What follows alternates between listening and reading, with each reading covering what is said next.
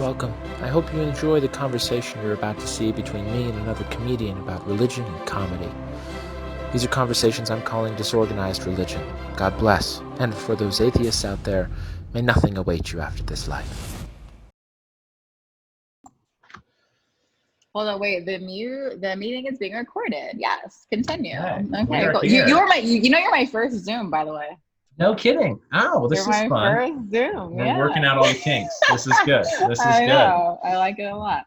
All right. Well, welcome back, nerds. This is another edition of Disorganized Religion. I'm very excited for this one. I am the host, Seth Lawrence, as always. And this week, we have the fantastically talented Krystle Chats, host of The Healthy Gossip, and very recently world traveler, it appears. I don't know if you've traveled the world many times over or just in the last few months before the quarantine hit, but she has been around town.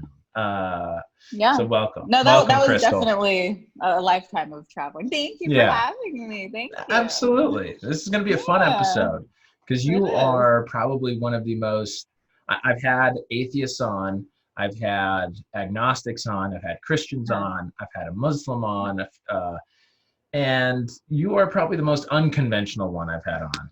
You and Monterey, I think. Yeah, we've had Jews on. I don't want to forget the Jews. The Jews have been on as well, some of them. But yeah, you and Monterey are a couple of people that really believe in stuff that I don't understand, that I do not understand. So I want to get into it. You know, I still kind of claim Christianity, though. Yeah, is that right? I mean, I know I'm not really. I know there's so many contradictions, but my whole life is a contradiction. So, why am I not allowed to? No, I mean, you can do whatever you want. Claim whatever you want, right? Okay. Whatever helps you be a good person. I do get a lot of grief from Christians, so. Of course. Yeah, as well you should, right? As well you should. Oh, 100%. There's only one true 100%. God. Let's start with comedy, though. How long have you been doing stand-up? Okay, so I did my first open mic 10 years ago. Wow. 10 years ago. And then so I've did 2 serious quits. I've quit twice. Yeah. And then so I always tell people, and I did get a lot of grief for this because I lied on Kill Tony because I was shit-faced. And I have something to say about that too, by the way. I did my first live Instagram open mic, and I would rather bomb on Kill Tony 15 times back to back than ever do another live Instagram open mic. Jesus. So wait, Instagram open mic, was it with the virtual mic? Which it was just yesterday. Olivia and I wanted to run sets together, and it was absolute garbage. It's rough, right? It's so rough. So I tell people when they ask that question in total about 3 years. Gotcha. So if you clumped everything together, 3 years, but 10 years ago was the first open mic. Mm-hmm. Yeah. Yeah. So had you always been interested? Wait, what'd you say? Oh, 20. Wait, what'd you say? When I was 22, 23 is the first time I got on stage. Yeah. Got it. At first I thought given my age. You were talking about the year. It's we're in 2020. Right? That's been that long. I have my age. Yeah. Nice. So what drew you to stand up? Had you always been interested in it or was there a moment that sort of pushed you and said, hey, you should try this? So when I first I think the first time I ever saw live stand-up was actually a Cat Williams show. Yeah. Right. And I don't know if it was being an only child, but I had always just kind of tried or being the class clown, always tried being the funny guy. And so I don't know if that was what was oh yeah, there's this thing, stand-up comedy that people do. I never really studied the grades as a lot of people did back in the day. Sure. And so I remember I sent a MySpace message to a guy, and it was I was like, hey man, I'm really Dane Cook. You messaged Dane Cook? Definitely not. I lived in San Antonio at the time. Yeah. I reached out to someone. I was like, hey, how do I get into stand up? Yeah. And then he gave me there was 2 comedy clubs in San Antonio at the time, and he was like, well, hit up these 2 places, they have open mics. And I was like, cool. And I'll never forget my first time, Jay LaFar, shout out, was the host. And I think maybe there was, per usual, like 5 people in the audience. And I got up. And I remember I was so nervous. And I had my little paper. It was like scribbling notes on. I was like, oh my God, what am I going to say? And then, then I did it pretty regularly before I moved to LA. But I moved to LA for acting. Right. So as soon as I moved to LA, I didn't do...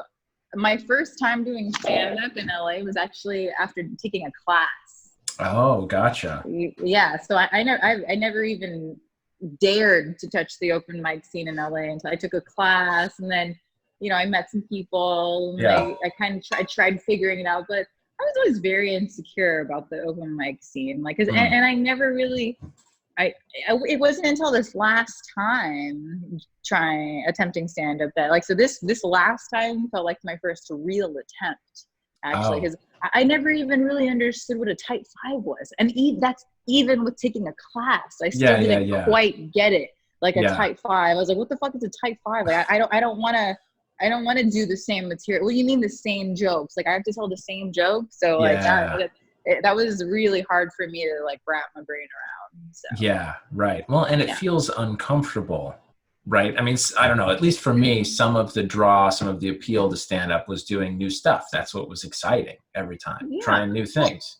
I mean, you have to think about the culture of stand up with like bringer shows. If I have to beg, like 5 to 10 people to come, and if I can actually get those same people to come, and you have to think most people in Los Angeles don't know we don't know anybody, so not only, so now I have these people who I just met who might even come to see me a second time, and you expect me to do the same 5 minutes? No. Yeah. They're paying money for the ticket, they're a 2-drink minimum, and they're paying for parking.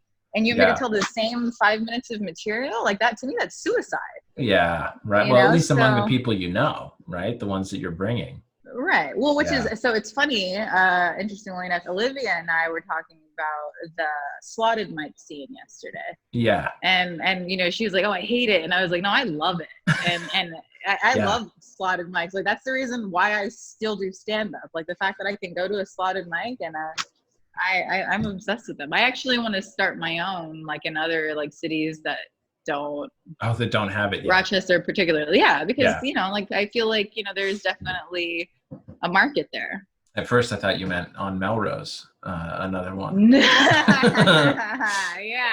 So for those of you who listen, watch this podcast, who are not in LA or in the stand-up scene, there is an avenue, Melrose Avenue in Hollywood, that has, I don't know, 5 slotted open mics. And slotted is this online sign-up system where you pay to play. You pay $5 and you get 5 minutes of stage time. It's an hour each sort of show, each sign up, and the same people or everyone who signs up for the show is in the show. So you're performing in front of other stand-ups or wannabe stand-ups, people trying it out. Some people hate it. So, what you said is true, is the same is you can't go back to back.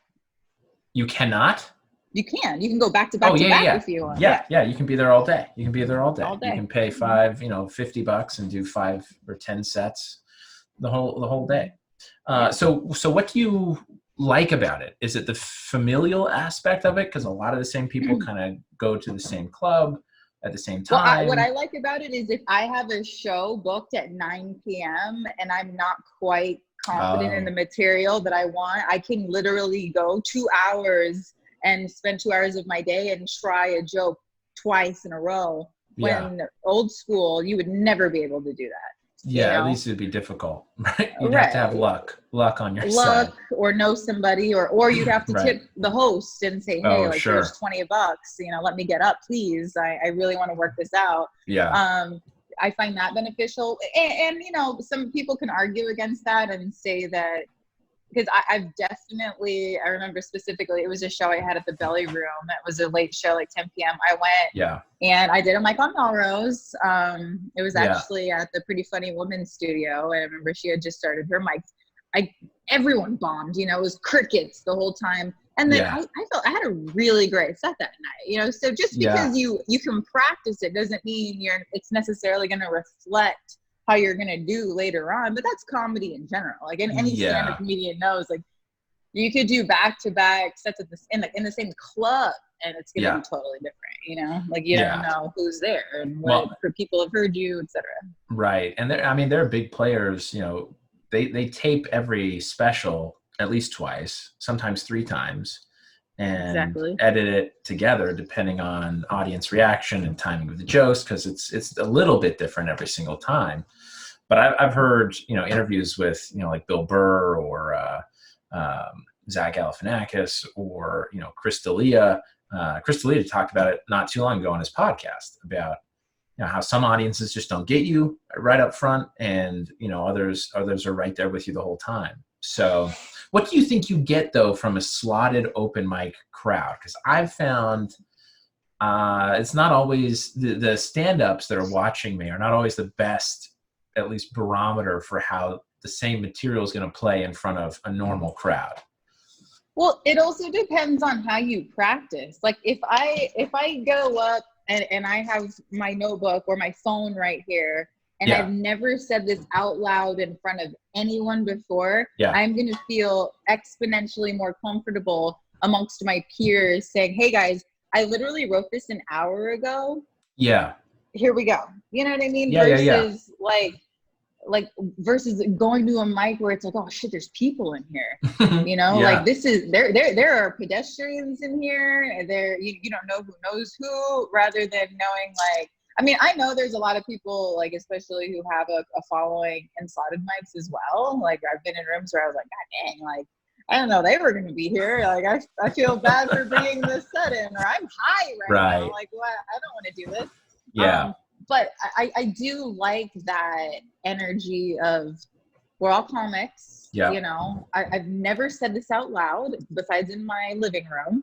And I'm about to try it in front of you guys before I go bring it to the belly room. You know? It's like, and that's what I like. And then I like too, like, hey, by the way, you guys, I have a huge show tonight, and this is my polished, you know, some open mics, slotted mics have 10-minute sets. And this is my polished 10 minutes. I know there's 4 of you in here, but here goes, you know, and and then you can record yourself.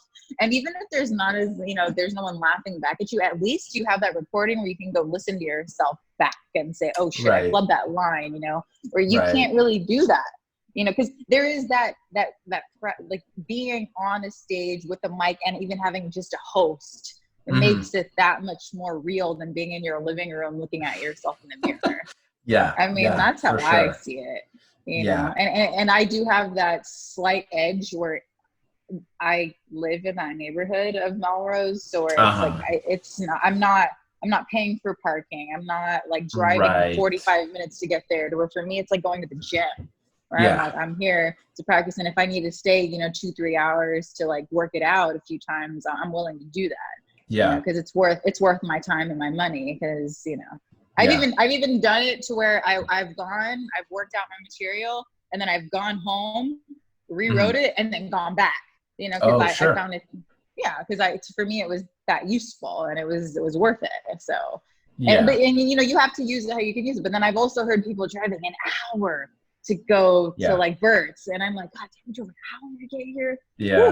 You know, so for 5 minutes. Hopefully they're doing, I guess, 2 hours, right? And 10 to pay, I know, exactly. It's crazy. It's crazy.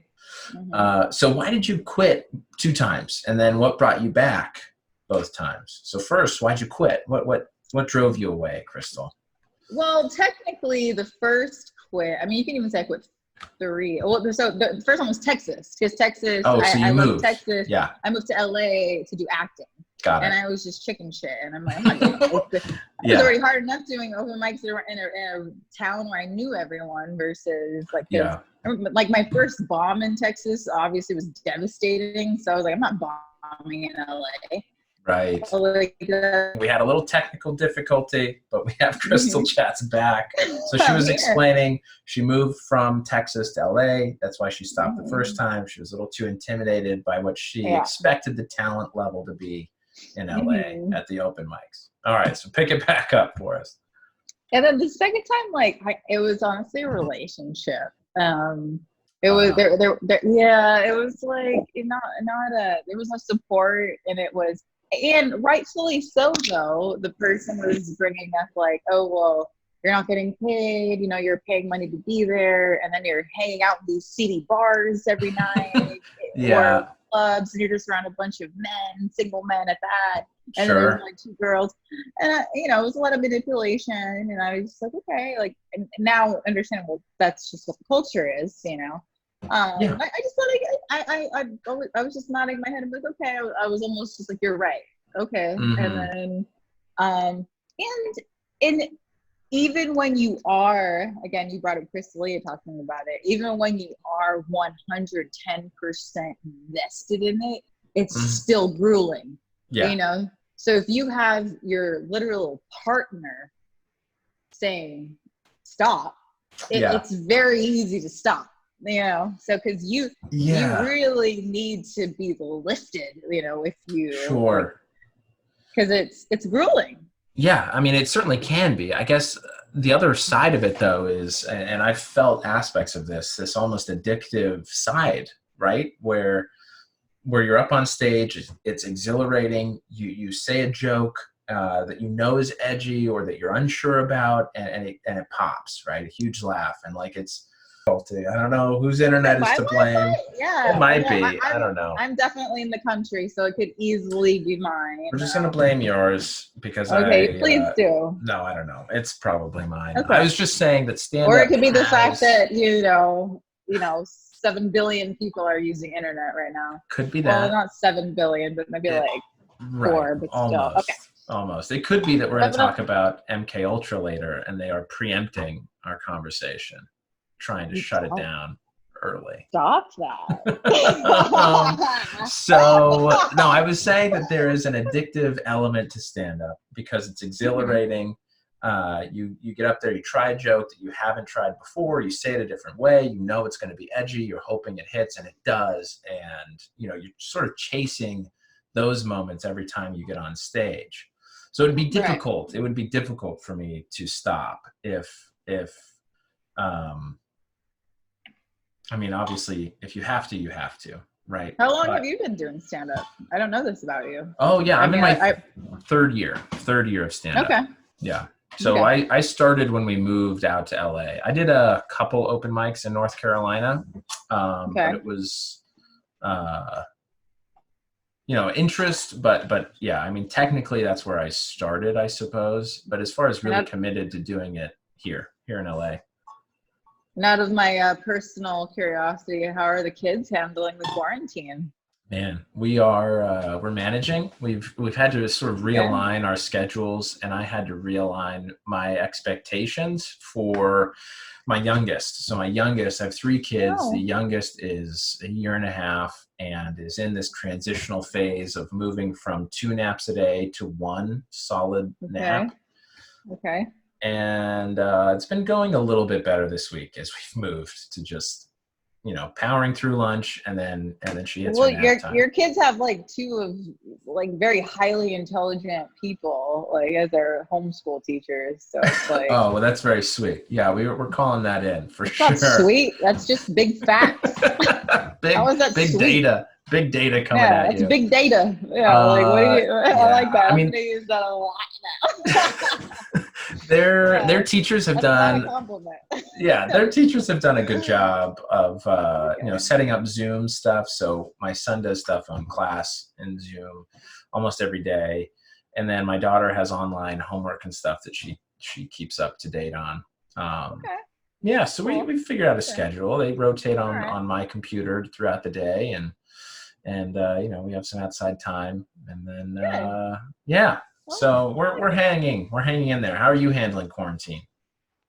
I don't even feel like I'm quarantined, honestly. I feel like I'm on a long break. Like, honestly, well, besides the fact that I should have taken a few breaks where I've gone to LA and like I was trying to like get hip to like other comedy scenes, but other than that, I'm still going to the grocery stores. I'm not wearing the masks. Jeez. Are you in the LA area now or no? No, I'm Northern California.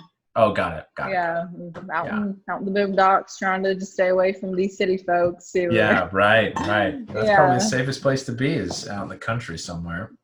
Yeah, well, so which is great because like there are no lines that are like, there's definitely social distancing, but sure. I've seen the videos of the lines outside of the grocery stores in the Los Angeles area, and that's insane. Yeah, we haven't experienced that. Thank goodness. It is. Wow. I can't imagine. I cannot imagine. Yeah. I can't do that. And it's really sad because, again, we keep talking about Melrose, like that. Right. Those are all like non-essential businesses, Yep. like, yeah. Well, I was talking to Rachel. Like, don't call me unessential. Like I want to shop at my little boutiques and eat at my little cafes. And, well, and all these people, that was their livelihood. That's their income. And so now they're all stuck filing for unemployment, and it's a whole mess. I mean, it's a whole mess. What was Rachel saying? So Rachel Cuthbert is the owner-operator of Bert's Back Room, a slotted venue on Melrose. Yeah, she was just saying she's rethinking. She's going to rethink the model for her business, her open mic setup. I don't know exactly what direction she wants to go with it, but who knows? They extended the quarantine, I know, for 2 weeks, right? So now May 15th, I think. Last I heard. So I don't know. We'll make it. I mean, my kids aren't going back to school for the rest of the school year. It's like every time we're done with a certain subject, now we're on to the next subject. We got to move on. Yeah, but which is okay. Yeah, that's fine. All right. So before we go to the religious stuff, was there anything, and the conspiracy theory stuff, was there anything more you wanted to say about Kill Tony? I don't know if you addressed it as much as you wanted to, or if you want to just move on. I can move on. We don't need to talk about it. Just my apologies, because the only thing that people even said to me, because I remember I reached out to you specifically. I was like, I can't believe I did that. Oh my God. It's like, why? They were like, why did you lie about how long you've been doing stand-up? Right. And I'm like, because anyone who's been doing stand-up longer than a year shouldn't have looked how I looked. So in a nervous wreck and mess that I was, and and again, and bringing it back to slotted mics, you can practice doing a minute for as long as you want, but when you're drunk and high, a minute is not a minute. You're like, I got 3 minutes. Hold on, I'm gonna start this 3 times. Yeah. And I got this genius joke, and that was it, really. Like, then another thing I would like to say is that, by the way, I am going to be posting my 5-minute set on Patreon probably like next week or whatever. Nice. So if you want to watch, donate $1 and you can see it. And I actually tell the joke that I meant to tell. Yeah. Which I love. I love the bit. I haven't retired it. Yeah. That didn't kill it. Kill Tony didn't kill the bit. No. Yeah. No, and I've gone back and I've attempted to get back on stage like a few times. So like I'm not as bad as it was. I'm ready to do it again. Yeah. You do have to develop a thick skin. So. But. Yeah, and that was it. And honestly, though, shout out to Daniel Ishis. He is one of my heroes. Do you know who he is? I don't. You know Daniel Ishis? So. He actually. Oh, you don't know Daniel Ishis? Okay. He looked at me. I broke a promise to him. So before the Healthy Gossip, I actually had a podcast, the Krystle Chats podcast. That's where my stage name came from, and And I promised him that I would never get on stage again under the influence. I told him that whenever I used to host a mic in Long Beach, K Squared, shout out, was the best mic ever. Yeah. And he said that. He was like, hey man, he's like, I just want to let you know, no matter what, like don't ever drink or smoke before you get on stage, because he broke it down for me. He's like, think about what you're practicing for. You're practicing for like an hour special, right? Like if you think about it, like if you even really kind of seriously want to do this, like what's what's the objective here? And I'm like, oh, Right. you're right, like making money off of it. And eventually, yeah. So he's like, if you ever had an hour, would you ever even take a sip of alcohol, or even take a little puff of a joint? Right. And I was like, hell no. He's like, so why would you do that when you're practicing? And of course, in my head, whenever it killed Tony, I was like, it's a minute. And it's literally, it was a joke. I think I said I had been doing stand-up for like 6 months. I think I've been telling that joke for a year. Yeah. I've been telling this joke for a year. I can be shit-faced. I fucked up the joke. Oh, yeah. And the point that I was trying to make is, it's a shooter joke that I was trying to tell. Right. And I think a shooting had just happened. Oh. And so I got in my head about it. Yeah. And I was like, so then you started second guessing it. Joke. Yeah. Yeah. So then I tried to like warm it up by telling a joke that I forgot, and then it was a hot mess. And it is a tight minute anyway, so there is no warming it up. You just got to get in it and get out. Yeah. And that was it. Yeah. Kind of like the shooting. Again, huge shout out to Daniel. Yeah. I think I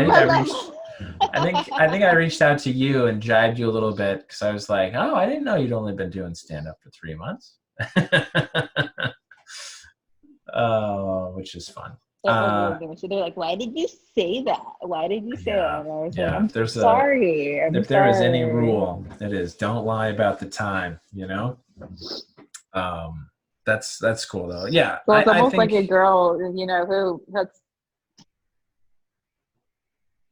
it's like almost like a girl who looks up at a guy the first time. So it's like, I don't usually do this. Right. Yeah, you do.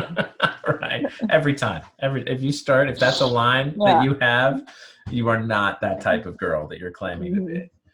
All right. So let's get in. Has the quarantine and has what's happening right now around the world, has that changed any outlook you have spiritually wise, religious wise? And then we'll get into sort of, your religious history and where you are now. But has it changed at all over just the last couple weeks? I kind of like found Jesus again. Oh, no kidding. In a way. Yeah. Well, because in the sense that so that's can I just say that and leave it at that? Yeah, and we'll come back to it. To it. Again, I know you're gonna ask more questions. Right. Okay. Right. So where did you? How were you brought up? Were you brought up in a religious household? Catholic. Pretty like stringently Catholic. Mom and Dad both. Every Sunday. Yeah. Confirmation. Gotcha. Holy Communion, reconciliation, and I'm saying this out of order, but all of it. Yeah. Okay. So so what are the catechisms? I've always had this question. Are there multiple catechisms, or is there just one catechism that you do? Well, the first grade is reconciliation, and then second grade is where you get like the Body of Christ catechism, and then I thought that was not communion. until like ninth. Well, are you talking about catechism as in like a Sunday school? I don't know. What do you mean by catechism? I don't know. Maybe not. I thought in my household we called. I'm sorry. Yeah, I was wrong there. In my household, catechism is like Sunday school. Got it. Okay. So go ahead. You explain to me what it is. Oh, I know. I don't know. I thought catechisms were like rite of passage in the Catholic faith, but I really have no idea. But Sunday school. So if that's the case, well, which is what you do. You go to Sunday school to work on your catechisms. Again, first grade reconciliation, second grade Holy Communion. Oh, okay. And then you kind of like skip all the way until like ninth grade where you do confirmation, and that's when you decide that you're ready to be a Catholic. And then of course like marriage, holy orders. And gotcha. There you go. Gotcha. Okay. Yeah. Okay. That makes sense. So brought up Catholic, you went to mass every Sunday. Mm-hmm. Wow. And so do you identify as Catholic now or no? No, I mean, to my mother I do. Because, because like I just I mean, we can just go ahead and get into it. Like, I don't like what's going on in the Catholic Church. You know, I never liked that they were a city state. I never liked how much money the Catholic Church had. I never liked that they like. I never liked that one priest, you know, ever got convicted of when all that stuff happened. So, and even before all of that happened, I still did go to church, and I would tell my friends, like, okay, like I go to church because I did like, what I did like about the Catholic Church is that it was private. You know, you could go and you could sit in the corner. You didn't have to stand up and feel the Lord and like, you know, like scream, like, you know, you just, it was almost a meditation. Like you didn't even have to listen. You could just kind of sit there, sit, stand, and kneel. And let, you know, shake hands and there at were the a few end. times in my life, and there, or in the middle, not quite at the end, but towards the end. And there were definitely a few times in my life where like I needed Jesus, and I went to, like, I love that the church is always open, and I actually went, and I had to sit and pray, and it was very much so needed. So like, you know, I still have a connection to the church. I just, now that I feel like I've been enlightened a little bit about what is actually going on, I just can't quite. And just to bring it back around already to, like, I found, like I said, I found Jesus recently. I remember telling a friend, I was like, well, then what church is right? And he was like, well, there is no church that's right. He's like, just follow Christ. And I was like, oh, I like that. If you want to call, you know, God Christ, like, then that makes total sense to me, because ever since I kind of like started stepping away from the church, I've always told people, no matter what, to me, there's always going to be a higher power. There's always going to be a God. There's always going to be a Christ, a Lord, whatever you want to call it, whatever it is that you worship, as long as it's not Satan. Find that. And that was my whole deal. Gotcha. So, yeah. So what sort of led you, I guess, away from the Catholic Church? Was it just, you know, the hypocrisy amongst the priests, or was it That's it. That was it? 100%. Okay. That was it. Gotcha. It. Yeah. 100%. Yeah. Like, All right. I couldn't handle it. I hated it. Every last little bit of it just drove me nuts. Yeah. Well, fair enough. It's sort of a big deal, right? So Huge. did you feel a personal connection with God, or while you're in Yes. a member of the Catholic faith, personal connection with God? I've never said this out loud before, but my prayer in my head was always, the big news is, Lord, always keep in your heart that I love you and nothing can come in between my love for you. Gotcha. Which was interesting, right? Because as long as I realized nothing, the Lord isn't the church, the prayer is still true, you know? And just because I disconnected from the Catholic Church doesn't mean that and I've been accused of this when I was doing tarot and crystals and all this, like, oh, that's, you know, false idols. And I was like, well, I still believe in God. So you guys can accuse me of whatever you want. But for me, as long as I have a God in my life, like, and all the people accusing me of that were never Catholics anyways. I'm like, I never believed in the same church as you anyway. So why are you guys being so mean to me just because I'm flipping a few tarot cards? And my tarot card story is actually really great. And I hope we have time to get to that. I mean, yeah. I want to talk about where you went after, you know, spiritually, where you went for comfort after leaving Catholicism. So I kind of just stopped, especially in LA, because like I didn't like going by myself anyways. And there was never another church. Like I did visit other churches, but I was never like, oh, this is the place. Like I went to what's that one church on Hollywood and like found there. Yeah, there's this one like really woo Hollywood church that I tried. Huh. And like, I was like, oh, maybe there's another like, Christian way. And I was, Yeah. I was always like, nope. Um, Yeah. and, but but I've always prayed. Like I said, no matter what, even like, Right. I've always believed in a higher power, like no matter what. Like I've never been like, God. I never once was like, I'm an atheist. First, Yeah. I mean, maybe for like 10 seconds, I was like, is there a God? But I never woke up the next day and was like, I'm an atheist. Never. Yeah, that's it. That's it. So for you, what is or who is always, God? there's always. Sorry, go ahead. You can fit. There's Well, always. as of today, no, there was always a higher power, but as of today, it's Christ.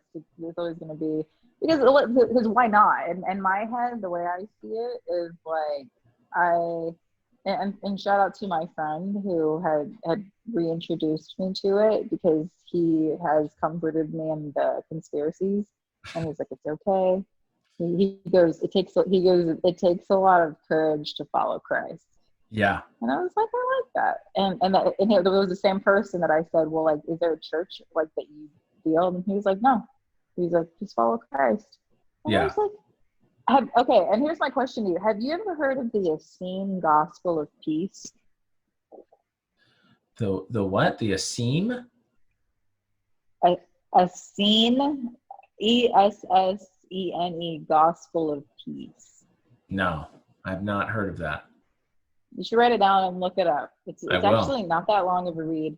And apparently it's this, I don't know if you want to call it a book of the Bible, that it talks, and it's totally related to today. It talks about how the Lord says, if you want to heal your diseases or whatever it is that you have going on, to fast and pray. Huh. A lot of the book talks about fasting and praying. And back when I got into my woo-woo crystal new age tarot card stuff, a lot of it was because of the raw food diet. And I was very much into just energy and one of the things I used to tell people was, when I couldn't quite comprehend what God was, is it's an insult for us to think we can even comprehend what God is in our human form. Oh, interesting. Okay. And that's what I would tell people. It's like, there's something greater than you, but for you to point fingers and go, no, this is the way, was an insult. And that's what I would tell people. So and that's whenever I realized through food, and because I hated I've always hated big pharma. Mm-hmm. I've always hated that people were always looking for a pill, for a quick fix. And no one ever had the discipline to heal themselves naturally. And fasting is a perfect example. Yeah. And the reason why I love the Essene Gospel of Peace is because there's controversy of why it was like a book that was taken out of the Bible, because it's all Christ. It's all Jesus Christ talking about how fast and pray. And even says where, the love is patient, love is kind prayer is in there. And it talks about how, like, no, if there's something that you're trying to heal, it's like, there's a lot of power in fasting, which is still completely relevant. The fasting for 40 days. And another thing is, this is a whole other conversation that we can have at another time, but Sure. There's a huge difference between fasting and starving. Like, I don't, right. People think, oh, you want me to starve? Like, no. Starving and fasting are two totally different things. Like, there's like, fasting is nothing. It's water and air and prayer. Like, starving is eating a few crumbs or pieces of bread because you're literally trying to eat, but you have nothing to eat. Like, there's totally different. Yeah. So that was my whole, and that's the reason why I find it very interesting that it's still very relevant today, with all this coronavirus, vaccination, blah, blah, blah. No one's talking about getting healthy. No one's talking about, well, right. hey, there's all these, no one's talking about these immunocompromised people. Well, like, well, let's figure out how we can not make them immunocompromised anymore. Yeah. Like, well, what's wrong with them? Okay, are they obese? Let's help them lose some weight. Yeah. Get a healthier diet. Diabetes. So let's get them, like, exercise, walk, go get some sunshine. No one's talking about that. Right. And that's why I'm like, this is crap, and that's why. But again, it's so many. little conversations Yeah. that you have to see the big picture, where I'm just exhausted, where I'm like, again, I told you I said, I'm just going to call Bill Gates the Antichrist and then call it, ended with that. I'm like, I don't have the energy to explain to every single person my 6 years of research that I've done as to why this is all crap. Yeah. All right. And that's why I'm so frustrated. Yeah, there's so much to unpack. So we're going to take it a piece at a time, and we'll see how far we get in the next few minutes. We have no cap on this, so we'll just see where this goes. But you mentioned, so you mentioned going through, now is woo-woo a technical term, or is that just a term that you're using to lighten a bit what you're talking about with the crystals and the tarot cards? It's Urban Dictionary technical. Got it. Like, so what do you mean by woo-woo? People who would talk anything that's not like, again, like Christian, Judeo-Christian, like tarot cards would be woo-woo. Okay. Oh yeah, anything that's not very godly or Christian is woo-woo. Got it. Okay. Specifically crystals. Like most people would say crystals would be woo-woo. Yeah, that's definitely Urban Dictionary technical. Okay. So what about crystals drew you? I mean, do you believe in them still, or is that even the right sort of terminology to believe in them? Because I've talked to some people, off this podcast about crystals, and they're like, oh no, there's nothing to believe in or not. It's science, which I also am like, I don't think so, but maybe it is science. Yeah. So what is the thing for crystals? I mean, what do they do? So it's the same way I used to interpret God to people. Like if it like kind of like I used to always say placebo. Like a placebo works for some people, Yeah. Like for some people, if you tell them, like if I came up to them with like a bag of sugar and I'm like, I'm gonna take this magic sand that I got from the islands of the Philippines that my great grandmother told me, and I put it on your head and all the demons, and then you wake up the next morning and you're like, oh my God, I feel amazing. If it works, it works. You know what I mean? So that's and so, and the funny thing is, you were asking about tarot cards. So my theory with tarot cards, which is why I kind of don't want to necessarily read cards for you. Okay. I don't like reading tarot cards unless I'm sober. Sure. And I'm talking about no alcohol, no weed, no nothing. And I would actually much rather be at least 30 days sober, because I do believe in the energy from like just mental clarity in my body, like regenerating cells. Like it's the same, like your skin kind of works the same way. Like if you get on a certain diet, you're like, for example, like let's say you have an allergy to dairy, and then you quit dairy. Like if you quit dairy the next day, it's not going to clear up, but after 30 days, you're probably going to see your skin clear up, Yeah. It's the same way. Like I really feel like when I used to I was a raw vegan for a while, and let me tell you, does my energy change when I eat a raw vegan diet? Absolutely. And I believe there's a reason why they call alcohol spirits, because there's definitely a certain energy that possesses you when you drink. And like, I don't know who I was last night. Yeah. But they do have. You were drinking spirits. Yeah, but they do have, scientific evidence for why people's behavior changes under the influence of alcohol and drugs, right? There are certain chemicals that are blocked or increased or introduced into the brain. But do you believe in a mystical element too? 100%. Yeah. Okay. 100%. I mean, do I believe? Could you dumb it down and say scientifically, your neurons going to shit? Like your prefrontal cortex is just trash.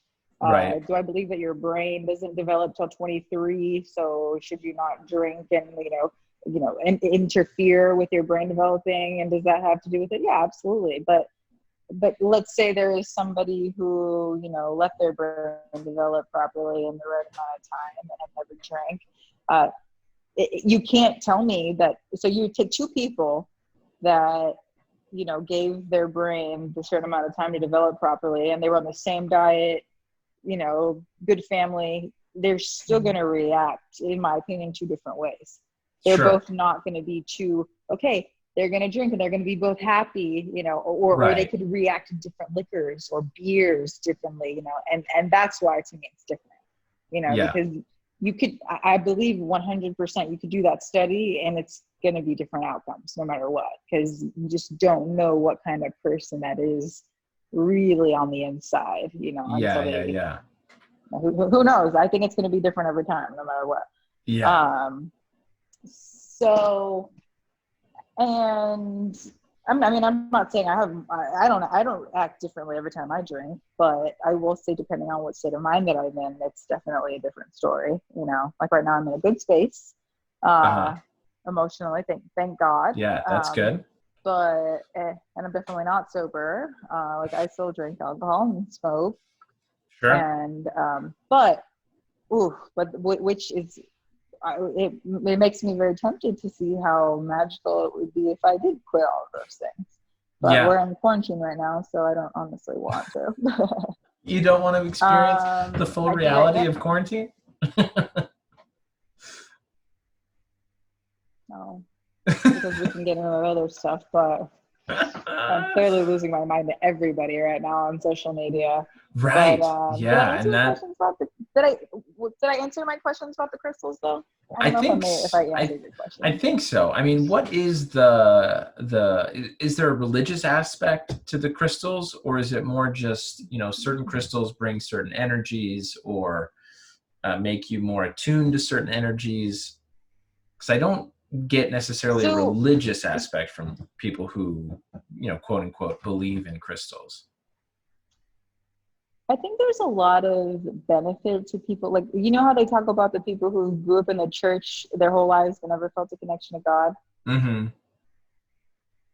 I think it helps with some people that might have that kind of experience. Like, for example, I remember very specifically, and I know you said people have said it's a scientific deal. I remember one time I was moon gazing, and I brought my crystals out and I let the moon charge them, and I actually did, and I wasn't drinking any caffeine or anything like that, but I did have trouble sleeping that night, and I found that interesting because of the energy that may have came from the rocks. Or one time there's this stone aquamarine, which is apparently good for your throat chakra, and I was wearing mine, and I remember I was able to, it was a conflict at work, and I was able to stand up for myself that day, which in a normal situation I probably would have been quiet, and I was like, I must have been my crystal, so I mean, interesting. Do I believe? I believed it at that time. You better believe I thought that it had something to do with it. But did I believe it so much where I was I made it where okay, now every single day I need my aquamarine, I need to charge it in the full moon, and no, because I still went about my life, and right now I the only crystal I'm wearing is right now is diamond that my mom gave me, and I'm not it's not a part of my. I don't know when the next full moon is all I'm telling you. Yeah, no mystical But there powers. are a lot of crystals in his house right now. Yeah. Oh, okay. I think it has to do with me also, and it's my choice right now. Right now, I don't wake up every morning. I used to wake up every morning and meditate. I used to pull cards, and I'm like, okay, I'm going to dedicate today's day to this meditation. I'm going to be quiet. I'm going to put in music, and but it's phases. It's in and out. We don't have to be the same person. Just like comedy. I didn't have to be a comedian, and just because I quit comedy didn't mean I couldn't go back to being a comedian. Right. Just because I used to read tarot cards professionally doesn't mean I can't. Because I've actually been thinking about revisiting it, just because we're on lockdown, and I know there's a lot of people who would love to even make just simple donations to me reading their cards. Right. And that's something I'm considering revisiting. Yeah. And I think anybody who thinks that you have to be the same person you're not that person anymore, so don't. No. You can always go back. You can always revisit, and you can always explore new grounds. And anyone who says you can't is baloney. Yeah. No, fair enough. So do you believe in an afterlife? I don't know. Mm-hmm. I don't know anymore. Gotcha. I don't know Okay. anymore. I definitely don't believe in hell. Okay. I'll tell you that. Yeah. I don't believe that there's this fiery hole that bad people go burn in and like have fucking cockroaches crawl all over their faces. And I don't believe in that. Because Yeah. the God that I believe in wouldn't do that to anybody. Got it. Yeah, fair enough. Do I believe there are people that are that sick alive in this world that probably should go to that place? Yeah. Absolutely. Yeah. But again, I also believe in psychology, and I don't know how they got to that dark space. You know, I don't know. A lot of people were born into that kind of a lifestyle. So who am I to say? Right. Oh, hey, one thing I want you to think about while we're talking. At the very end, we're doing a segment called What's the Deal with Mormons, where you have a chance to ask me a few questions about Mormonism or what I believe. Oh, yeah. So just keep that in mind. Mm-hmm. I forgot to tell you that before we started this whole thing. Thank God, because I was about to question you, but I was like, I'll just let him talk. No, if you have a question now, feel free. That. Feel free. We can go into it. Well, I was just going to say, what is your definition of afterlife? So Mormonism is pretty, I think, fairly clear about what awaits at least some of us in the afterlife. Now, as far as specifics, like what we're going to do or what the afterlife will be like, it's still fairly vague, like most religions are. But according to Mormon doctrine, this traditional idea of hell, what you talked about, right, the cockroaches and the burning flames, is reserved in Mormonism for very, very few people. The people who end up going to hell are those who have a perfect knowledge. Not necessarily. Those who have a perfect, the qualification for hell is those who have a perfect knowledge of Jesus Christ. That is, they know for sure that he exists, that he is who he claims to be. They then deny that they know it, and they convince others to not follow Jesus Christ. So people who are actively fighting against the gospel of Jesus Christ, turning people away from him as their savior. Those people are the ones that go to what we call outer darkness or hell. Okay. Heaven is incredibly large. I did not know that. Yeah, basically everybody on the earth goes to heaven. Even the pedophiles, unless, right, they had a perfect knowledge and pushed people away from Christ. So, yeah. Now, there are different, in Mormonism, there are different levels or different degrees of heaven. Yeah, go on. What were you going to say? I was going to say that's fair because I was watching that Netflix special about that kid who was abused, the trials of, there was a little Mexican boy, I forget. I was trying to talk about it in my podcast, actually, that I was recording. But basically, I was trying to sympathize for his abuser, and I was thinking like, well, there's a huge, from what I saw, there's a huge chance that he was abused because maybe he was gay. Because like I think in the end they abused him because he was gay, and I'm thinking, well, there's a huge chance that man was abused when he was young because he might have been gay, and then he got scared straight, you know. So if he got scared straight, then there's a chance that he just was doing what he it was a learned, you know. Yeah. I mean, maybe so. I mean, that was it. That's a typical cycle, right? The awful abuse cycle. Exactly. Yeah. Exactly. So in Mormonism, to finish answering the question, there are levels of heaven, and we claim we know most about the highest level of heaven. So in Mormonism, to attain the highest level, which we call exaltation, it's really reserved for man and women who are married, right? A man and a woman who are married in Mormon temples, sealed together, which is a ceremony that's performed in our temples. And they essentially are gods and goddesses, right? So they are our Heavenly Father and Heavenly Mother. they continue that on, right? They have Cool. spirit children, they make their own planets, they send their spirit babies down to get physical bodies like we're here now, and the thing continues. Okay. Yeah. See, and that was another thing that I kept stepping away from the churches, because there were so many things I would find in the Catholic Church that I just didn't like the whole gays are going to hell, simply because I brought that up. And I didn't like that, because I believe that they were born that way. So like there was like one step at a time, I kept stepping away, and I was like, I don't like what this says, and I don't. And there were, and when I hear you speak, I hear you talk about it like it's law, and I like that, because I wish I did have a faith where I was like, no, in the Catholic Bible it says, this is the way it is. this is the way, and for me, I was like, no, I'm not going around in this society that we live in saying gays are going to burn in hell. Right. And I couldn't do it, so I slowly but surely kept stepping away.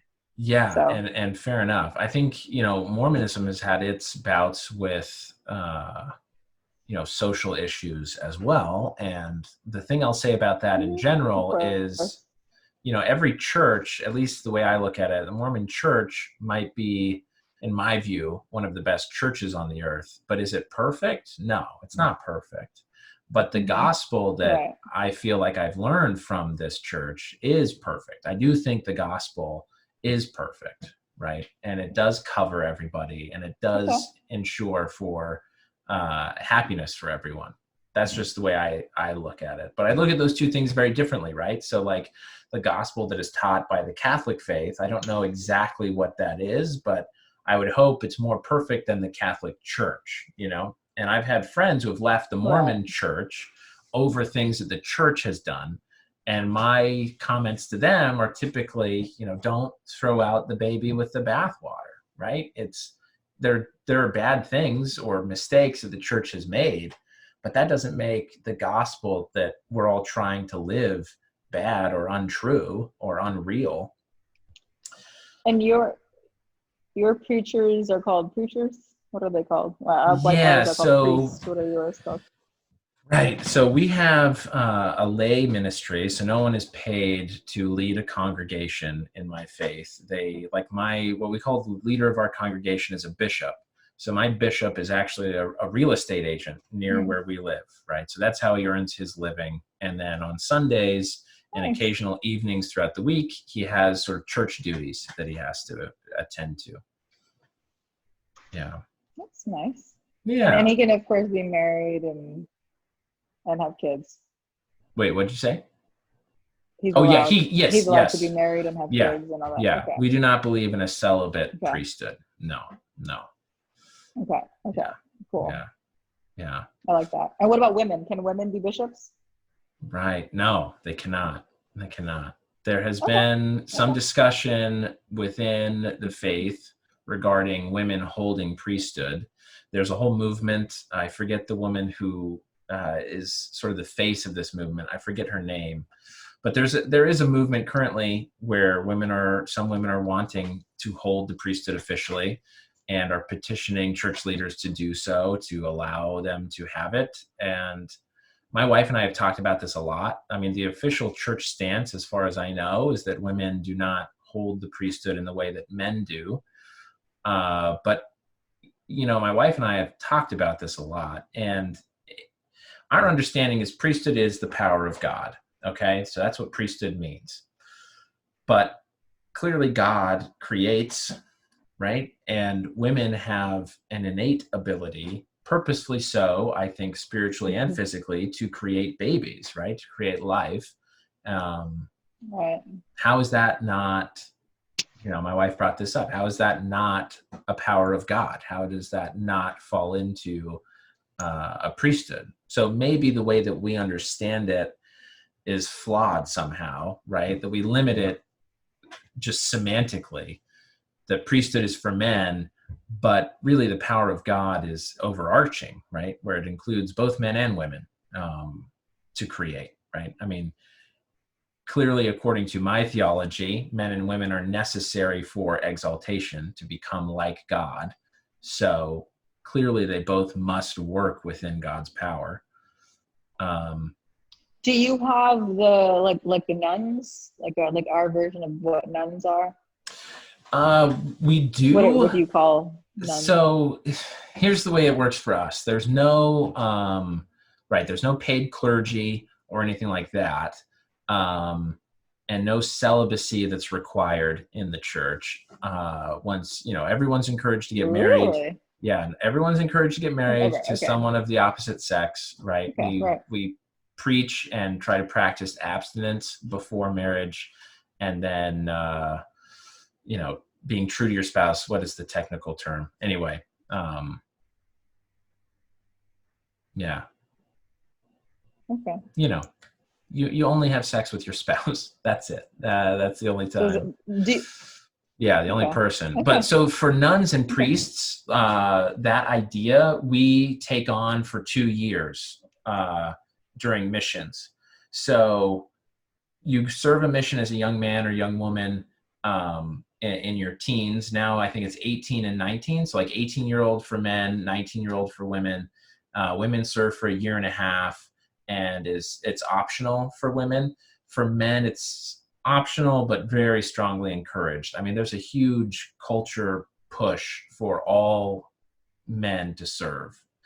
And you serve for 2 years. So from now, It's from 18 to 20. Yeah. Okay.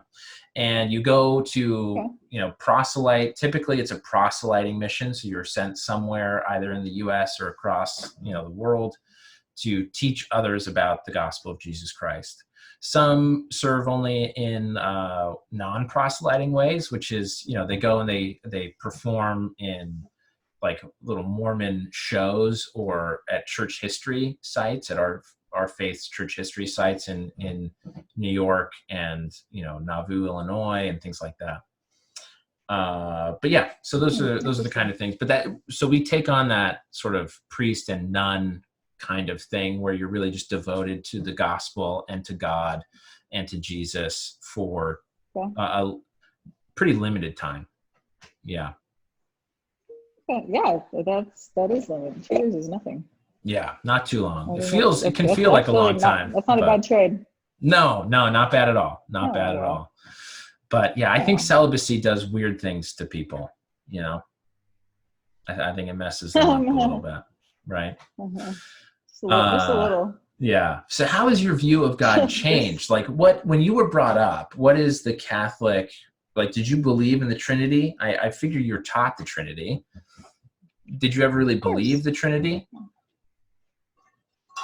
Yeah, with I had a hard time understanding it, but I believed in it. Yeah. But I also we have saints in the Virgin Mary in the Catholic Church. Yeah, there's a lot of sort of mysticism in the Catholic Church, I think. Yes. So, I mean, to me, again, catechism, 1 hour a week wasn't enough for a young developing mind, such as all Catholic children are, to even begin to comprehend. So it was almost just like a chore to us to just okay, there's this thing that we do, there's God, and we want to go to heaven, so it's an hour a week, and let's do it. So it wasn't enough time to really believe, right. Okay, we believe but not understand. Yeah, but to say an hour of Sunday school a week was enough to understand what God was that's not a fair trade. Were you encouraged to read the Bible and study things on your own? No. Gotcha. Never. Oh, interesting. So have you ever read the Bible all the way even through? As a little girl, no. Okay. Never. Sorry, I even tried when I was younger. It was too hard. I couldn't even begin to comprehend what it was saying. I didn't know. I remember reading it and I was like, what? I got a few pages in and I was like, this is doing nothing for me. Yeah. Interesting. Like, there were some books in the same language that I speak that I had a hard time understanding, where it's like, there's no way. So I used to think about that, even I used to be mad at my parents, like, why didn't you ever get me a math tutor? because math is another language, Yeah. and for you to expect me to go to like one subject, 1 hour a day for this math class without having any outside help, like, how did you expect me to get good at this? Yeah. This is literally another language. So it's the same thing with religion. Like, you want me to translate this text? It's Yeah. literally written like however long ago and understand it? Like, there's no way. Yeah. So Have you revisited the the same way. scriptures, the Bible since, like now, currently? Have you revisited them? Only the Essene Gospel of Peace Gotcha. Okay. that I told you about. Yeah. All right. Because I connect to it. Yeah. Yeah. Oh, that's cool. So because to be completely honest with you, even if I were to revisit it now, I would have a hard time understanding it. So Sure. I would have to get one of those like Bible for Dummies books and like maybe listen to it on audio. Yeah. I wouldn't understand it. There's no way. It's complicated, and my brain goes like in a million different directions. I wouldn't even know what I was listening to. Yeah.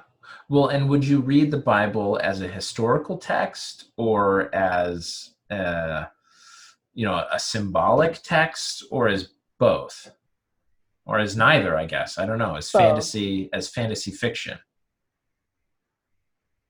It's the same way about conspiracy theories, and I tell people like I'll watch a conspiracy theory documentary, and I don't believe it 100%, but I pick and choose what I believe. It's the same thing.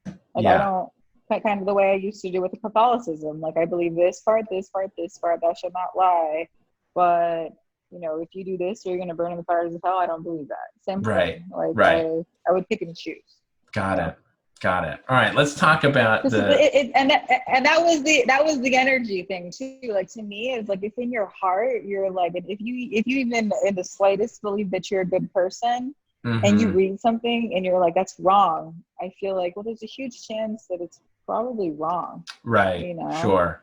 Like, or at the very least. And I can't say that for most people. Yeah. Right. Okay, go ahead. I was going to say, you've hinted at and brought up conspiracy theories, and I watched one documentary you sent, and then the first part, I guess there are like 10 episodes of this one regarding, it sounds like it's getting into the coronavirus, really. So I watched the first episode of that, and then the one on the occult. So I want to talk to you about those. Hollywood, yeah. So which one do you want to look at first? Well, let me ask you this: did you hear and understand that the coronavirus has a patent? Yes, I did. I did hear and understand that. And Ebola, do you believe she that? claimed Ebola had a patent, and what else? HIV, right, had a patent. AIDS, yeah. So do you believe that? Like, that's the first question. Yeah, I don't know. I haven't had if you don't believe that, then it's hard to believe the conspiracy. Yes. And I think here's what I'll say about it. I haven't looked it up. I don't think there's a matter of believing or not believing if something has a patent. That's publicly available, right? We should be able to find that. So I just haven't had time between watching it and now to look it up, but I will. I want to. And if there is one, I think that there are perhaps some ways to explain why they would have a patent, as opposed to just them being man-made and being patented to make money off of, because that's typically the way we think. Isn't the definition of patent an intellectual piece of property? Like, in order for something to have a patent, because the reason why you patent something is because you don't want anybody to mimic it or steal it or recreate, or so typically it means that somebody created it. Yes. I don't understand how that could, like, it should be 1,000% illegal. Yeah. If that is true, because it basically means, oh, hey, you patented this virus and then you exposed it to the world. So shouldn't you be executed on site? Sure. If that is true. Yeah. So and that's the part where, again, I don't quite understand. Yeah. The only explanation I went that I can think of, because I agree with you. If people are creating, Ebola or COVID-19 and releasing it out, purposely trying to get people sick, that's terrible, right? But I do know that for clinical trials, I think they need to, I'm not sure, but I could envision a process in which they would need to create the thing that they are trying to, mediate, destroy, counteract, but that's not the actual virus that got out, right? They're just proving that they can make it so that they can then counteract it. It's sort of like it's patented along with, right, a cure. Well, and then, but then if that's the case, like I need another example of that, right? Like there needs to be another example where it's like, oh, this thing came out of thin air. Right. Oh, I called it first. Like I want to patent it. Yeah. So, sure.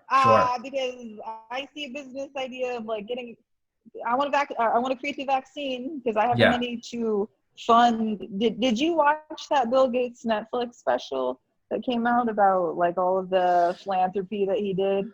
No, I did not watch it yet. I want to, but I have not seen it yet.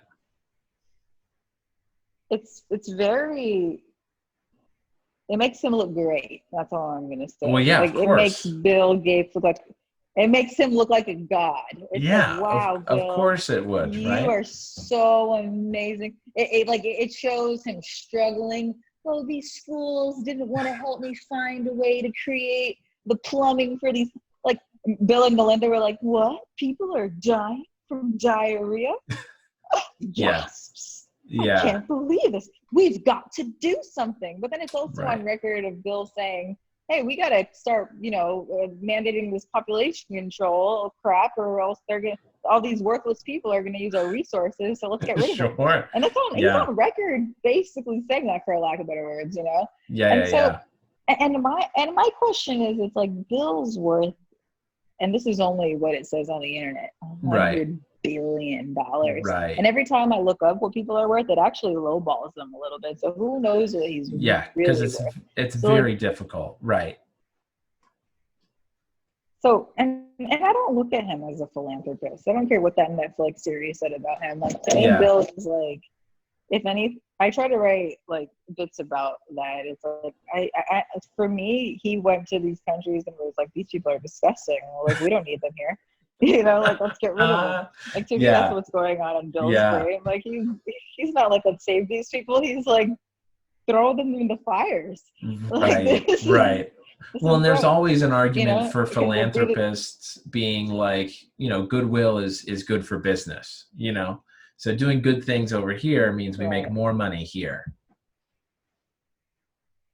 Right. Yeah, right.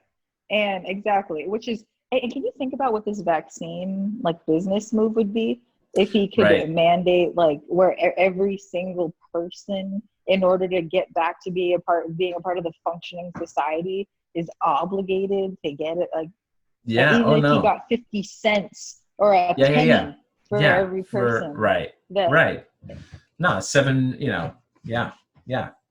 million or whatever it is, right? Yeah.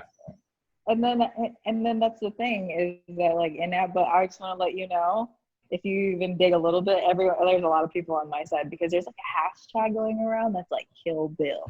Like everyone is, they're like my body, my rights. People are pissed. Right. Because it's like, it's just like the flu, like the flu vaccine. I don't ever get the flu shot.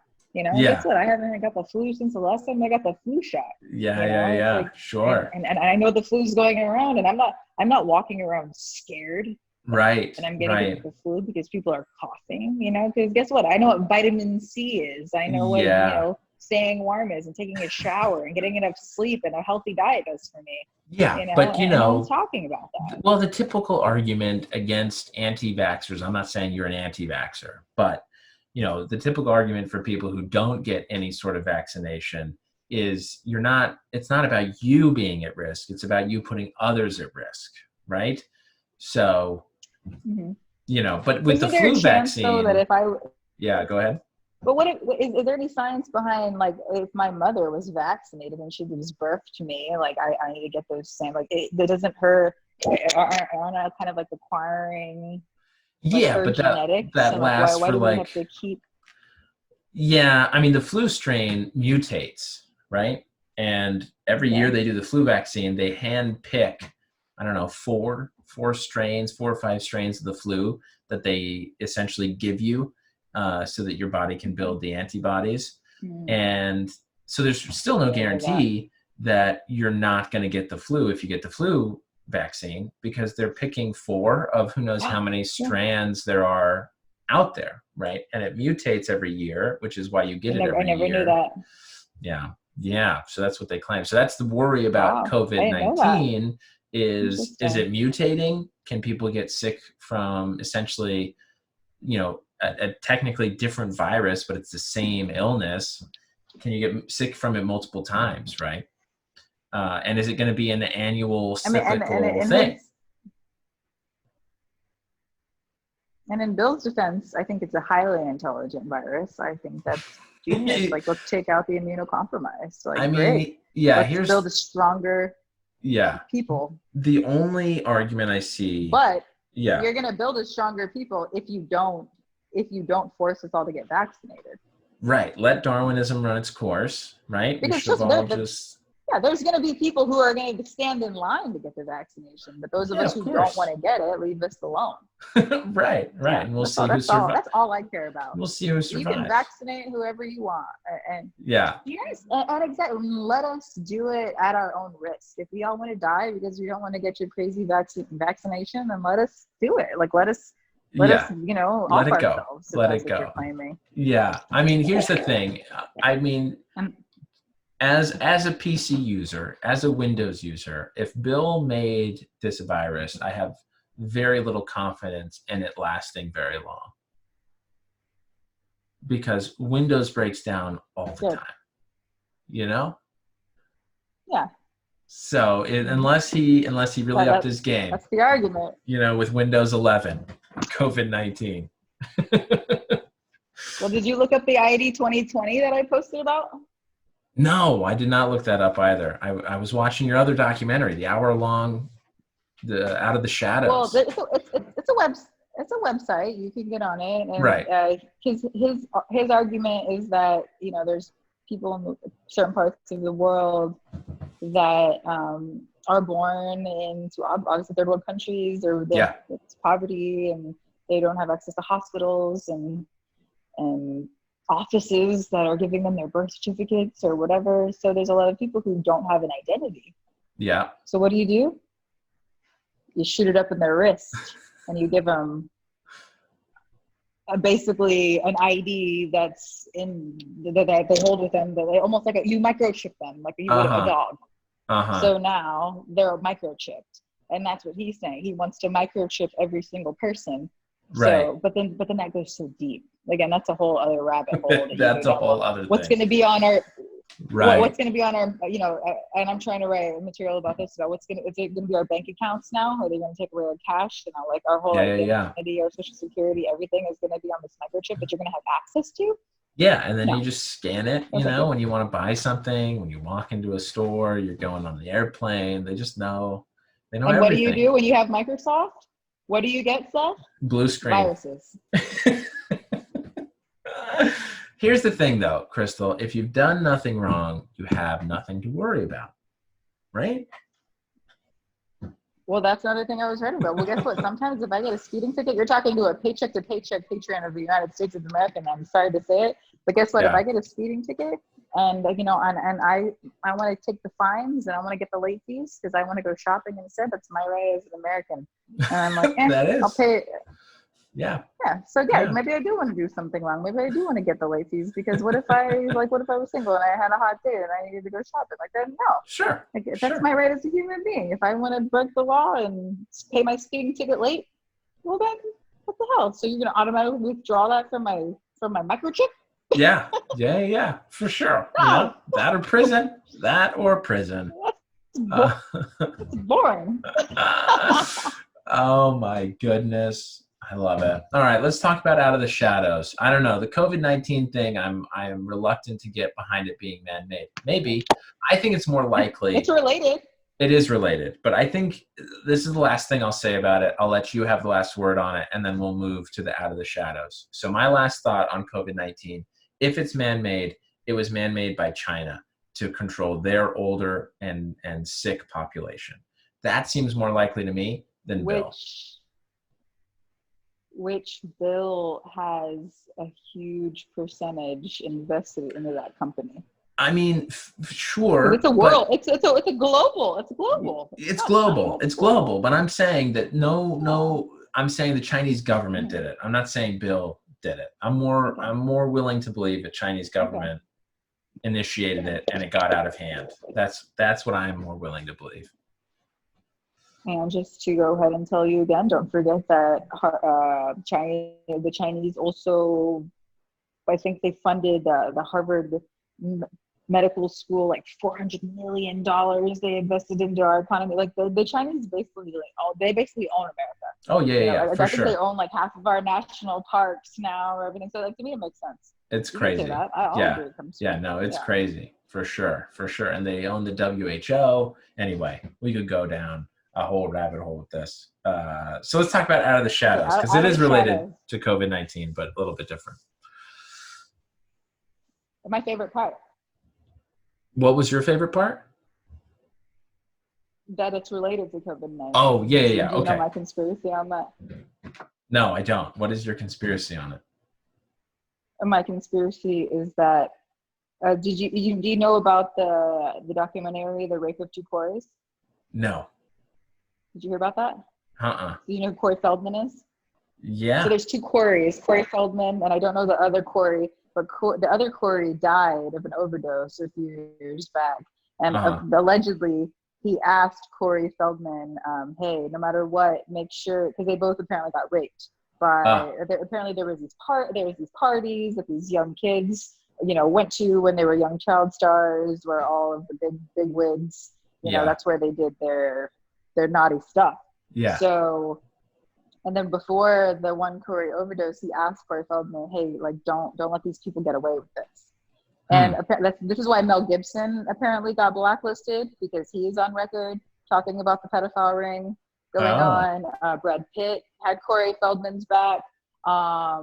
Elijah Wood had his back, and he said the only reason why he didn't ever get involved is because his mom wouldn't let him go to these parties. Yeah. So there's a bunch of people having Corey Feldman's back. No one had Corey's back to help produce the film, but he did eventually get the funding, and he had a website that you could pay like $20 to see the screening that he was going to exploit all of these people. And the night of the premiere, it got hacked. Oh. So yeah, so all the people that paid the money, they could never get the documentary up and running. I believe, and again, you have to understand that the people that he's exploiting, although they're big names in Hollywood, like, we don't know the producers, but I mean, at least I don't. I'm not sitting at my computer going, who's producing all of these films? Right. I want to know who the comedians are and who's producing, comedy shows, but I don't care about who's producing like big blockbusters or whatever. Yeah. So, right. So apparently he did like leak some names, whatever, and that's what his point was. He's like, I want to see indictments. I want to see this fall. Like, I want the collapse of this. And which is why Out of the Shadows was so fascinating, because it was, again, the stunt man who was also following the crumbs. And then even that lady who was she had an amazing reputation. She was a journalist. I don't remember her name, but it wasn't until she started looking at Pizzagate. Yeah. That's when she started, they started calling her crazy and all this. So basically, and the whole point of the documentary is, if you believe that these people truly are funding the media, that it makes sense that they wouldn't be allowed to talk about this. Right, sure. Because they're saying, hey, we own you, so you can't talk about us. Yeah. Like, how dare you? Yeah. Like, I'm your boss. Yeah. What I do is none of your business. So how dare, like, I own the world. I run everything. You can't talk about us.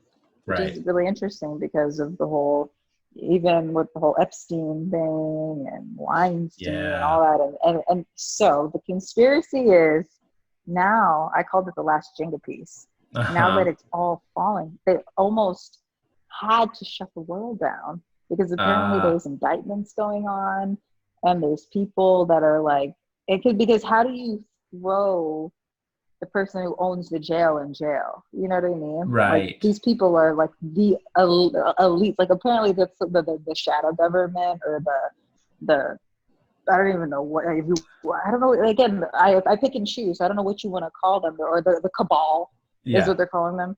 If they literally own the world. And again, how do you throw somebody who's worth $100 billion in jail? Like, just for an example, like if it was Bill, like what if Bill was a pedophile? Like, he's worth $100 billion. Not only, it's like he could buy a country and say, okay, well, I'm going to just buy this country and just go hang out in this country and fuck you. You know what I mean? Like, how do you even go about doing that when there's that many of them that are involved? And that's my conspiracy, is that they're so mind blown and confused right now about what's going on, that some shit is about to go down, that this coronavirus thing is it's almost like a joke about what's really going on. Yeah. And that's what I'm really interested to see. And that's why I'm getting guns and bullets. And like, I'm worried because like, I think, and I think so many people are going to be disappointed that like that they're not even going to know how to comprehend what's going on. So you just have to prepare for the worst. And that's it. Interesting. And that's why I find it interesting. Yeah. So you think I truly believe that these people are finally going to get in trouble. Yeah. Gotcha. So once quarantine's lifted, once everybody, once they can't keep us inside anymore, because people are like, no, we're going to work. I don't care if we get sick. I don't care if I die. I think it's going to happen during quarantine. Okay. Got it. And then what? People I think that's why we're quarantined. Right. No, I know. We're gonna wake up one day and we're gonna get on our little news apps. Yeah. And we're gonna see that people, whoever. That's what I think is gonna happen. So we're gonna get on our news apps and what? Everyone will see who's been indicted. The guy, or someone's gonna be found for starting. Yeah, and it's going to be a formal apology of what's really been going on this whole entire time. Or maybe it's going to be the exposure of Pizzagate. And it's going to say, you know what? We've lied to you. Pizzagate's a real thing. Lolita Island, or whatever Epstein's Island was called, or whatever his name is. Yeah. And they're going to say, these are the people that were involved. We're doing what we can. It's complicated. And that's it. And I think, interesting. And I think that's why it's so, they have a hard time doing this is why I've been getting so mad about the news lately, like the stupidity of the headlines. Like the other day, the news title that made the headline that made me mad was, "If we would have figured this out sooner, we could have saved some lives." Yeah. And that pissed me off because I'm like, there are people starving right now. Yes. And that is what's serious. Like, okay, I get all of you elites are trying to figure out your bullshit, but there are people who are just hungry. People are hungry. Yeah. And they are scared, and they don't know how they're paying their rent, and they don't know how they're going to get work, and they don't know how they're feeding their children. And you're going to put that kind of a headline out? Right. We could have saved lives if we would have figured this out sooner. Like, no, tell us where the food is. Like, put out food bank information, how to get health insurance. People don't have their medications. People need to pay their rent. Like, help these people while you guys are figuring out your bullshit. Like, that's my beef with it. It's like, listen, okay, I get you on the media, but like, help us. Yeah. Like, that's the problem. Yeah. And that's what I just don't like, is that it's not funny. I get it. You guys are doing whatever you're doing, but like, God, help the people. Yeah. I know you're trying to kill us all off, but just help it. But there are worse problems. Yeah. I mean, even considering that, coronavirus is a legitimate illness, that it's naturally, occurring, there are things that have killed more people than coronavirus. And the fact that for that on the internet. Right. No, I know. Yeah. And I think we have some mutual friends that have taken upon They hate me. themselves I've to got champion, yeah. the seriousness. And it is good that we're socially distancing. I think it'll be good for health just in general going forward. But it is unfortunate that we can't And ban. the world. Yeah, and the the world. environment. Absolutely. Absolutely. All of the cars being off the roads, it's all good. And I think hopefully we can band together after this to conquer maybe the NRA, right? And get some good gun legislation in place. Keep people like you from owning guns. No, I don't know. But Please.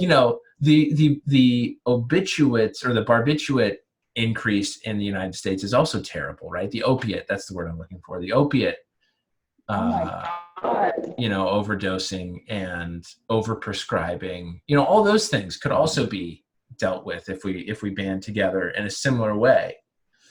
So hopefully this will be good for just general things going forward. But I agree with you. There is aspects of it that I find difficult to get worked up about as much as I see other people.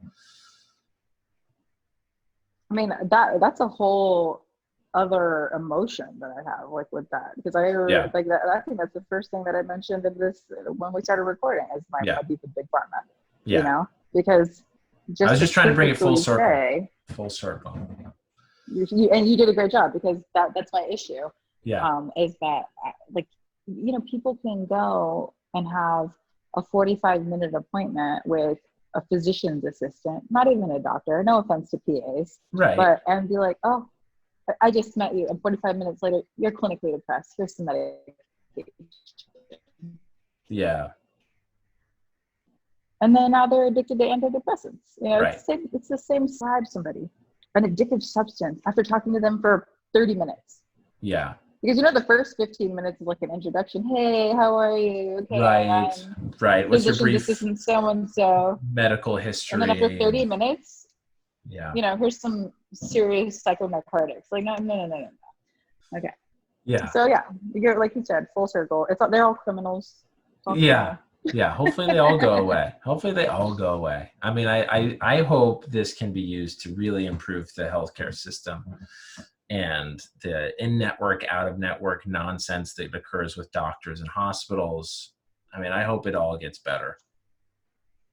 So I know you said that the ending is me asking you questions, but and I don't know if it has to be at a certain topic, but do you believe that there's a pedophile ring in Hollywood? Ooh, yeah, usually we limit this to just beliefs, religiously, but this is fine. Is there one? I don't know. I mean, how does someone like, take Kevin Spacey, how does someone like that operate? Are they all just independent actors? I don't know, no pun intended on the actor thing. Man, I think that, I don't know, I guess my experience is that if you get on an in crowd anywhere, it's possible. I guess I'll put it that way. It's possible that there is a pedophilia ring in Hollywood. I would be willing to believe that it could be out there. I've never been included. They've never called me, even when I had my mustache. So I don't know what's going on. But do you believe I take it you believe sincerely that there is an organized ring? Yeah, 100%. Yeah. And I need to do more research on, because it's, again, I've gotten on the creepy level aspect of it, where they're also they're like Satanists, and there's weird crap going on, and they have these rituals and and so that's how deep I'm going, where and I don't like it. I hate that it's so like, who, I want to know who started this objective and how far back does it go? Like, what year was it? Like, the 1800s? where I there mean, was this one person who like, yeah, because that's how much I believe that it's true. sure, That's sure. Well, how I mean, if you really get believe into that, it, I right, guess. it's like Freemasons and Disney. Disney, Catholicism, it all goes together, right? Yeah. Yeah. Interesting. Yeah. No, I don't know. Maybe it's out there. Maybe the Illuminati are out there controlling everything, slowly moving. I don't know. It's tough. Tough I to, pray. yeah. I pray to the Lord that it's all exposed before the quarantine ends. That's all I'm Yeah. gonna say. Let's come out to a new world, right? Let's come out to a new world, clean, fresh Well, start. we already are going to. We are in We a are lot of 100%. aspects. Even if there's not even one indictment, it's going to be a new world because it already is cleaner because of the Yeah. environment. Yeah. And there's Yeah. going And to they got be a Harvey lot of Weinstein. businesses that are closed. Yeah. They got Jeffrey Epstein. But why didn't it? Yep. Yeah. It should have killed him though. It should have killed Harvey. I can't believe it. Why didn't it kill him? I don't know. I guess he didn't have info on other people. He was his own actor.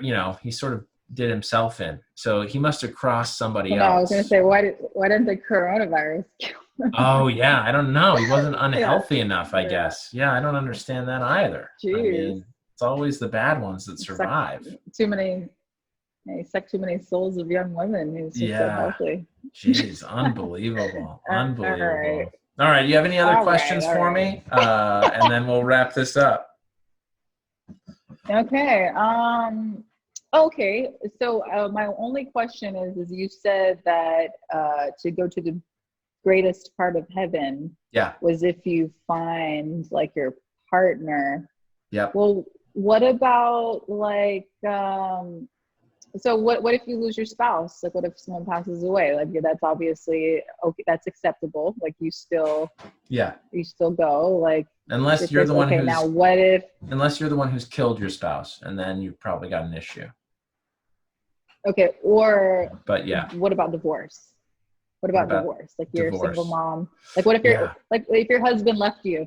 So like I'm in the church and then my husband leaves me. Am I still accepted into that greater?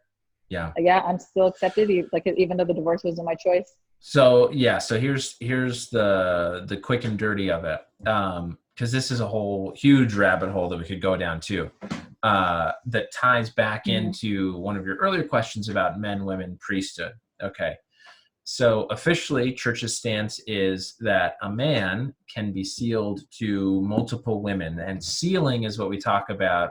That's what I mean by like eternal marriage. Right. So, so a man can be sealed to multiple women, but a woman can only be sealed to one man. Okay. Really? Yeah. Wow. That is the official church stance right now, and that might change in the future. Okay.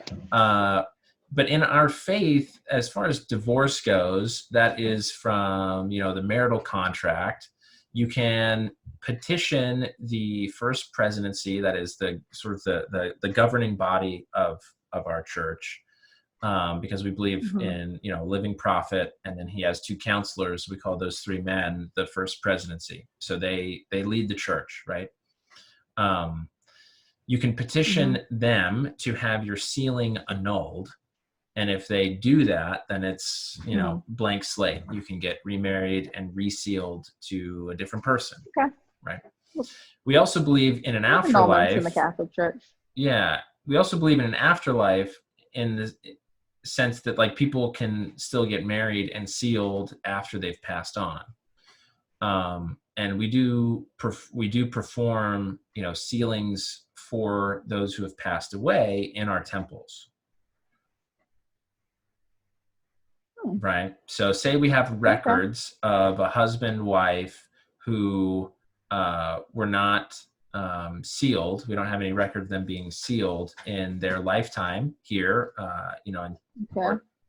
and we perform that for them, right? A husband standing in the place for the dead husband, and a wife standing in the place, for the dead wife, and they are then sealed together in proxy for the passed away couple. Oh, that's nice.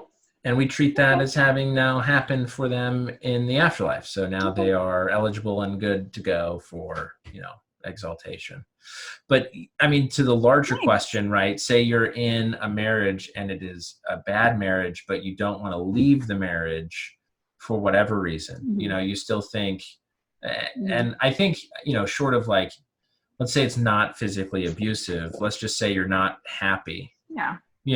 It's, I think all of those issues will be sorted out after this life. That, if you don't make it a good life for your spouse, then you're also not living up to your covenants that you've made in the temple. So something will be resorted. And some people just get left, like sometimes it's genuinely not your choice.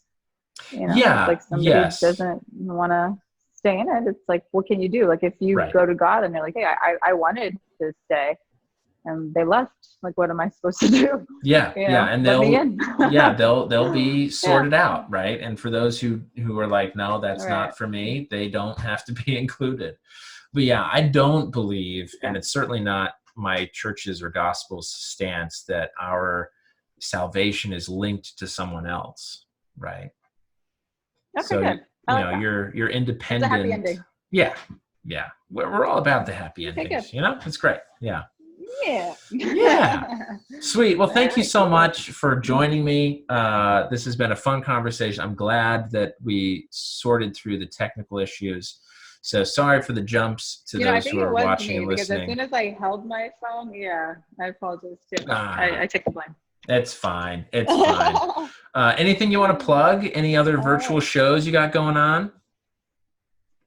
I actually might start a different channel where I'm going to do more of like a vlog style. Sure. Videos rather than podcasting. So look out for that. Cool. And that'll probably be more based on YouTube. So, and I know some people don't like to hear me speak, so maybe you'll like to just watch. Oh wow! Jeez, you've heard that? It'll be a lot of it'll be a lot of gardening and probably like cooking and fun stuff around the quarantine world, and hopefully when we open back up, it'll still carry on to excellent some fun. Yeah, cool. And the healthy gospel still go on. Oh, good. So that's still going. Cool. Perfect. Awesome. Well, thank you so much for joining us, Krystal. All right. You have a good week. No, thank you. I really had a great time. I appreciate it. You too. Bye. Bye.